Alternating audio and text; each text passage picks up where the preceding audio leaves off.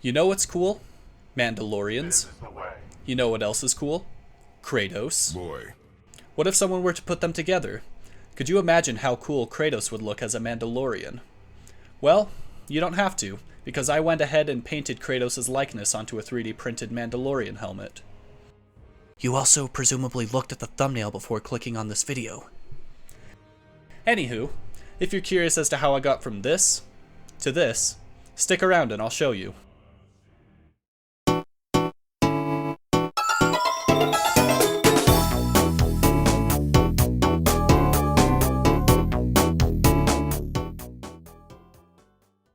After post-processing the raw 3D print, I started with a black base coat and applied a coat of Rust-Oleum metallic aluminum spray paint on top of that.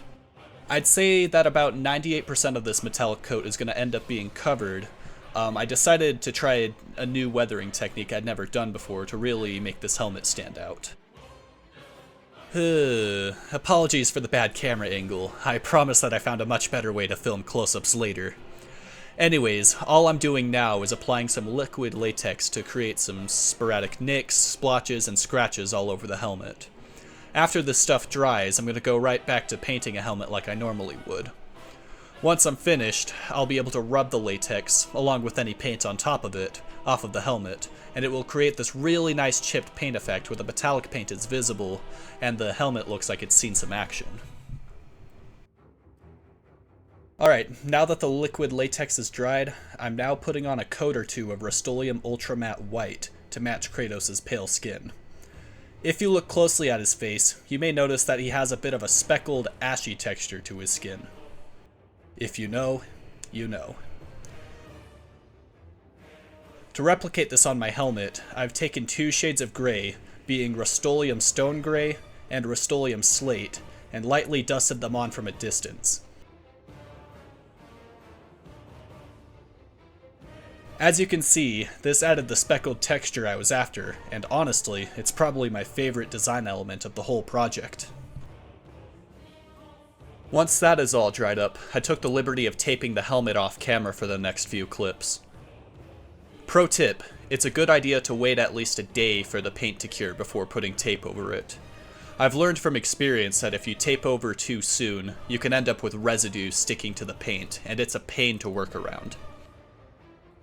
Anyways, for the detail around the eyes, I used some more of the Rust-Oleum Slate, and then I used the Rust-Oleum Stone Gray for the cheeks. And now for one of the most satisfying parts, peeling the tape off. If you aren't careful, sometimes you can end up nicking the paint with your fingernail, especially if a particularly stubborn piece of tape refuses to let any of its edges peel up. It isn't the end of the world if that were to happen on this project, since I'm making this design from scratch essentially, but if I were to make a replica of, say, Boba Fett's helmet, there wouldn't be as much room for mistakes. Or happy little accidents for you cultured fellows out there. Next up, I'm quickly going to glue the rear vent in place, as it's going to be the reference point for where I start painting Kratos' distinct red stripe. I lightly traced out where the stripe should be with a pencil and applied masking tape off camera. Now that I got it set up on the PVC pedestal of painting, I'm going to use some Rust-Oleum Colonial Red spray paint for the stripe.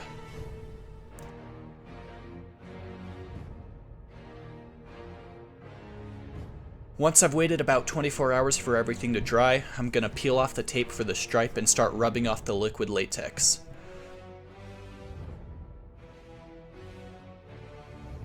I forgot to film myself gluing on the ear caps, but I used Rust-Oleum Gunmetal Gray for them.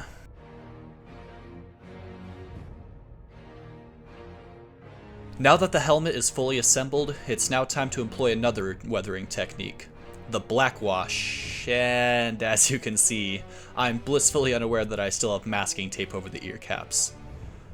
Don't worry, I eventually noticed. Much better. Let's try that again. A black wash is a fairly simple technique where you mix black acrylic paint with some water, brush it on your prop, and wipe it away with a paper towel. Rinse and repeat this process a few times and it makes the helmet look lived in and worn.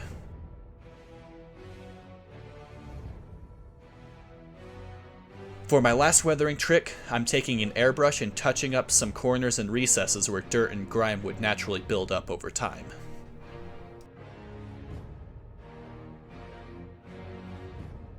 I decided to go heavier on the black wash and other weathering techniques, since no matter where he goes, Kratos always finds a way to get in fights, and said fights tend to be pretty messy.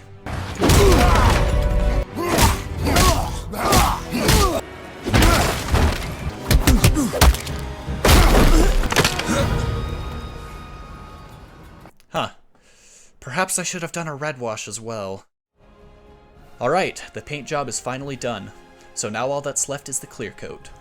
I went with a Rust-Oleum satin enamel and lightly applied it from a distance. I put in a visor made from a thin plastic sheet with window tint and glued some foam padding on the inside to keep it straight on my head. With that, the Ghost of Mandalore is finished. I had a really fun time with this project, and if there's a character whose likeness you'd like to see painted on a Mandalorian helmet, drop a comment and I might just do it. Anyways, that's all I have for today. If you made it this far, thank you so much for watching and have a good one.